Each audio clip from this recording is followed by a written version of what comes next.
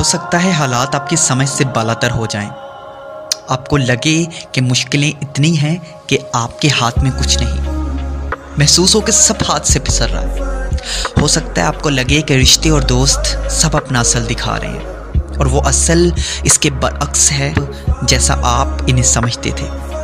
हो सकता है कि आपको लगे कि मैं अब जिंदा नहीं रह सकता।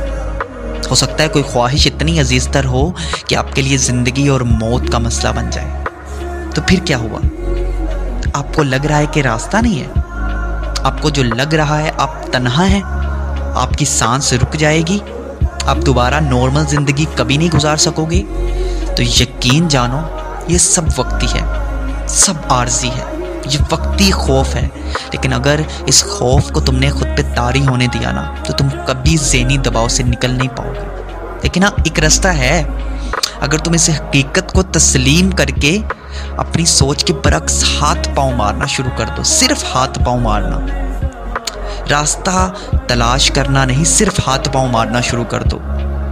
बंद दरवाज़ों की बजाय अपने सामने मौजूद वसाइल और खुले दरवाज़ों को देखना और अहमियत देना शुरू कर दो, तो यकीन जानो आपका दिमाग वैसे ही आपका साथ देगा, वैसे ही आपको एनर्जाइज करेगा और इस हादसे और ट्रॉमा से निपटने के साथ साथ आपको एक बेहतर इंसान बनाकर दुनिया के सामने लाकर खड़ा कर देगा। हिस्ट्री उठा के देख लो, कितने कामयाब लोग थे, लेकिन एक टाइम था कि वो किसी ऐसे ट्रॉमा से गुजरे जिसने उनकी ज़िंदगी बदल के रख दी।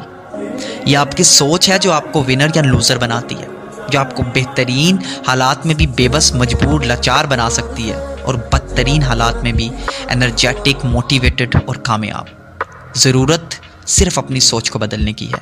आपके अल्फाज, आपकी सोच, आपके ख़यालात आपको इसी तरफ लेकर जाएंगे जहां आप जाना चाहते हैं। और याद रखें, नाकामी या कामयाबी, उम्मीद या नाउमीदी, फतह या शिकस्त, रोशनी या अंधेरा, फैसला आप खुद करते हो। और यकीनन इसीलिए मेरे अल्लाह ने भी मायूसी और नाउमीदी को कुफर कहा, क्योंकि अगर आप नाउमीद और मायूस हो जाते हैं तो आप अपने रब की रहमत से भी मुंह मोड़ लेते हैं और इसी अंधेरे में दसते चले जाते हैं और फिर आपको कहीं रोशनी दिखाई नहीं देती, ना कोई रास्ता दिखाई देता है। इसलिए अच्छा सोचें, अच्छा बोलें और खुश रहें।